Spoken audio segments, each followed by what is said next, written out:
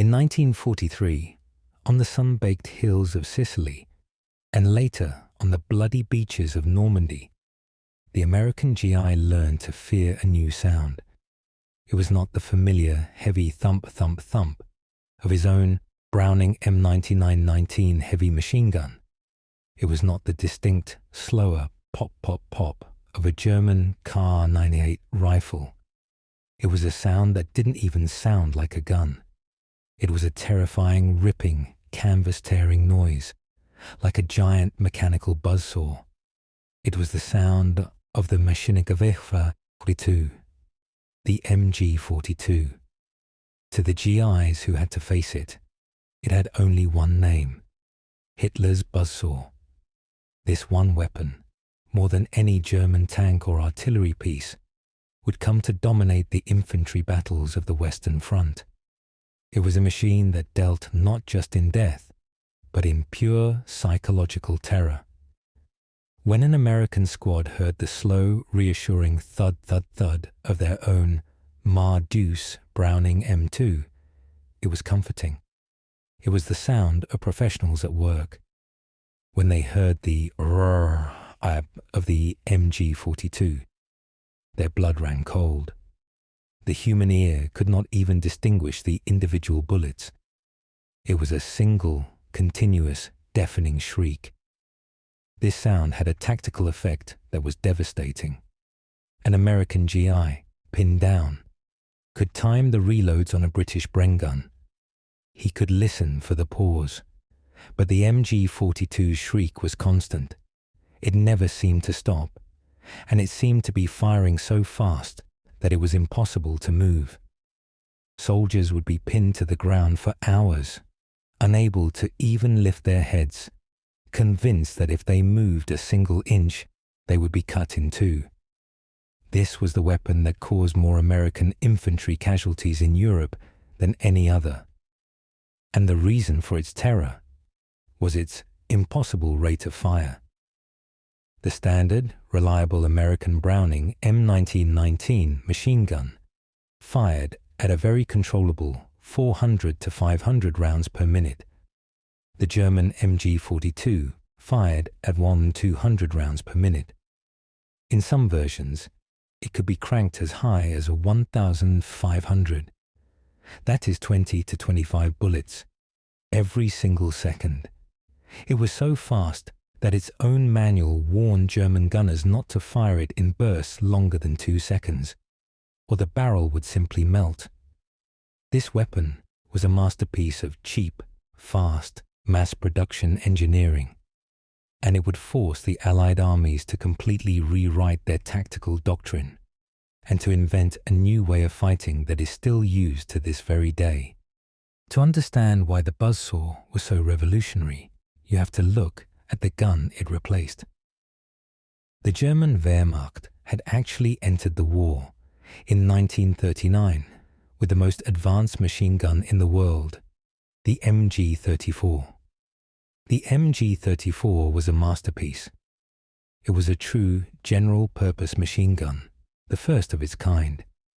It was light enough to be carried by one man in an assault, but it was also heavy enough, when mounted on a complex tripod, to serve as a long-range sustained-fire heavy machine gun. It was an engineering marvel, and that was its exact problem. The MG34 was too good. It was a watchmaker's gun. It was built like a Swiss watch with hundreds of tiny, intricate, and perfectly milled steel parts. It required highly skilled, specialized machinists to create. It was incredibly expensive, and it took over 150 man-hours to build one gun. But its biggest flaw was on the battlefield. Those tiny, perfect, intricate parts would get clogged with mud, sand, and ice.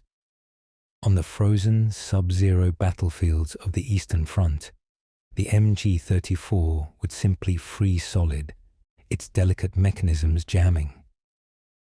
In 1941, the German High Command realized they had a crisis.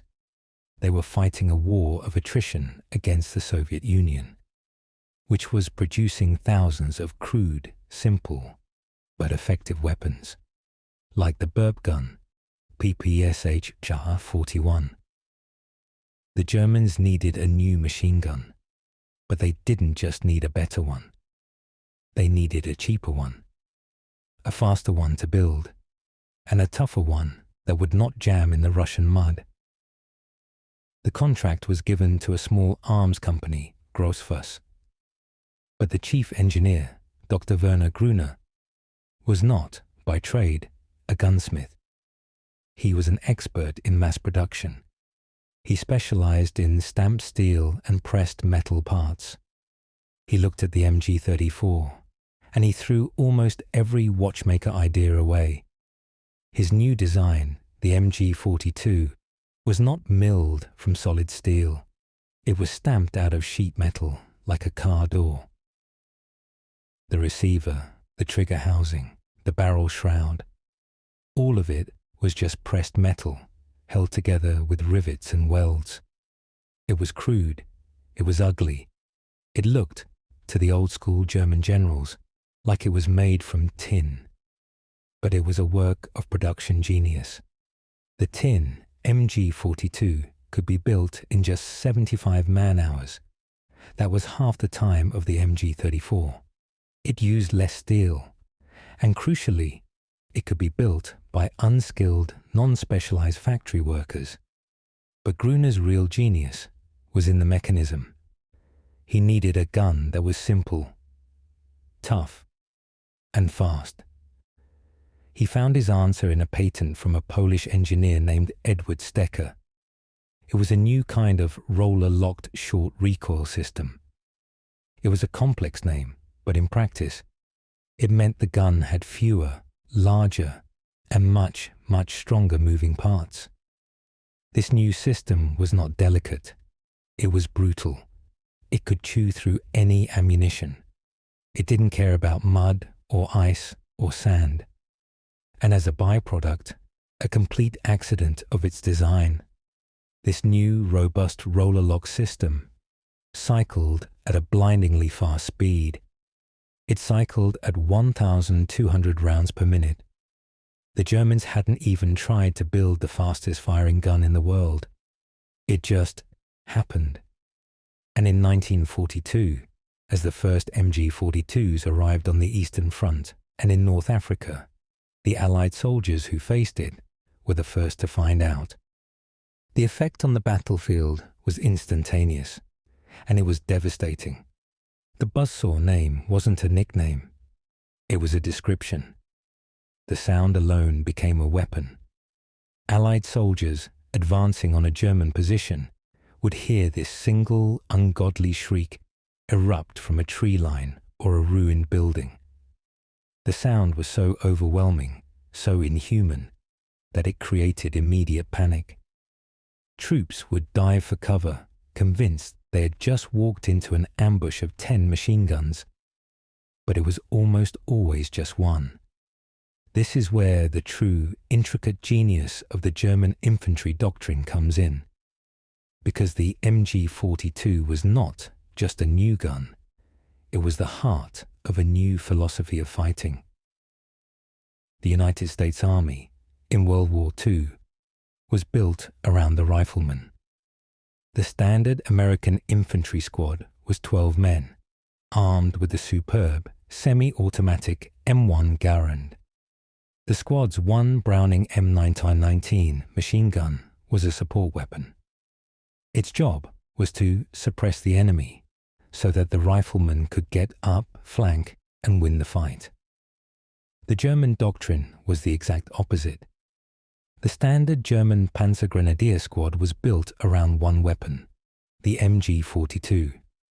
The German squad had one man to carry the gun, one man to feed it, and one man to carry the extra barrels and tripods. Everyone else in the squad, all the riflemen, had only one job: to support the machine gun. They were ammunition carriers. Their job was to protect the gun, spot targets for the gun, and keep it firing. The German MG-42 was not a support weapon. it was the primary weapon. The riflemen were just an accessory. When an American squad, advancing with their M1 Garands, ran into a German squad, dug in with their MG-42, it was a statistical massacre. The American riflemen would be pinned down, their doctrine of fire and maneuver rendered useless. They couldn't move. They couldn't flank. The Buzzsaw, firing 20 bullets a second, would create what German doctrine called a Feuerwand, a wall of fire. The gunner would not aim at one soldier. He would traverse the gun, sweeping it back and forth across the American front line, creating a beaten zone of flying metal that was impossible to cross. The GIs were trapped. The sound was deafening, and they were dying. This one mass-produced tin machine gun was single-handedly defeating the entire tactical doctrine of the US Army. The Allies were now in the exact same position the Germans had been in back in 1941. They were technologically outgunned, and they, too, would have to find a new, desperate, and brilliant solution. The Allied response to the Buzzsaw was not to outshoot it. That was impossible. The answer was to outthink it. The US Army, in the hell of the Normandy hedgerows and the forests of the Ardennes, had to relearn how to fight, and they had to do it under fire. They realized that the MG-42, for all its terror, had two critical weaknesses. First, it was too fast. Firing at 1,200 rounds per minute, it devoured ammunition at an insane rate. An MG-42 gunner could rip through a 250-round belt in just 10 seconds of continuous fire. This meant the German squad was a slave to its own supply line. The riflemen had to constantly run, under fire, just to bring up more boxes of ammunition. The second weakness, and the most critical one, was the barrel. When you fire 20 bullets a second, the steel barrel of the gun heats up, turns red hot, and begins to warp. If you fire it for too long, the barrel will melt, droop, or simply explode. The MG-42's barrel had to be changed by its crew every 150 to 200 rounds. That's about 7 seconds of firing. The German engineers, being geniuses, had predicted this, and they had designed one of the most brilliant features of the gun, a rapid, hot-swap barrel change. The gunner's assistant, wearing a thick asbestos glove, would flip a latch on the side of the gun. The entire red-hot smoking barrel would pop out. He would throw in a new, cold barrel, slam the latch, and the Buzzsaw would be back up and firing. The whole process took only 4 seconds, and it was in those 4 seconds that the US Army found its solution. The American infantry were retrained brutally on a new doctrine, fire and maneuver. An American squad, when pinned down by a Buzzsaw, would no longer try to advance as a group. They would split. The support element, usually with the squad's own Browning M1919, would stay put. Their one single job was to find the MG-42 and pour a constant, heavy, suppressing fire directly on its position. They were not trying to kill the German gunner. They were trying to make him keep his head down. They were trying to make him fire back. They were, in effect, trying to make the MG-42 waste its ammunition and overheat its barrel. And as soon as the support element was firing, the assault element, usually 4 or 5 riflemen led by a sergeant, would move. They would bound forward, crawling or running, to the next piece of cover, a ditch, a stone wall, another hedgerow. Then they would open fire on the MG-42, and the support element would get up and bound forward, leapfrogging them. They were bounding and overwatching. They were forcing the German gunner to switch targets, to fire in short, panicked bursts. They were forcing him to overheat his gun, and then they would listen. Amid the rip of the MG40, they would listen for the one sound that meant life, the momentary pause. That 4-second pause when the gunner's assistant was fumbling with the hot swap latch and the asbestos glove. That was the signal. The entire American assault element, which had been crawling into a flanking position, would stand up as one and rush the nest, firing their M1 Garands from the hip. This was the doctrine of fix and flank. Pin the buzzsaw from the front, while the assault team crawls around the side to kill it. This tactic, born in the fields of France as a direct, desperate counter to one single weapon, is, to this day, the fundamental basis of all modern infantry combat. The legacy of the MG42 is not just in its sound. It's in the way every soldier in the world now learns to fight. The US Army even tried to copy it. They captured MG42s, shipped them to America, and tried to reverse engineer them for their own troops. They failed. They couldn't get the roller-locked system to work with the American 30-06 cartridge. But the design was so revolutionary, so perfect, that it became the DNA for almost every successful post-war machine gun. The American M60, the Belgian MAG, the French AA-52. All of them are just direct, technological descendants of Dr. Gruner's tin gun. The MG42 was, in the end, a wonder weapon that actually worked. It was cheap to build. It was brutally effective. It almost never jammed. And it was so terrifying that it single-handedly forced the world's largest army to invent a new way to fight. And that concludes this story about Hitler's buzzsaw. If you want to learn more about World War II, subscribe, like, and share. Also, leave your anecdotes and ideas in the comment section.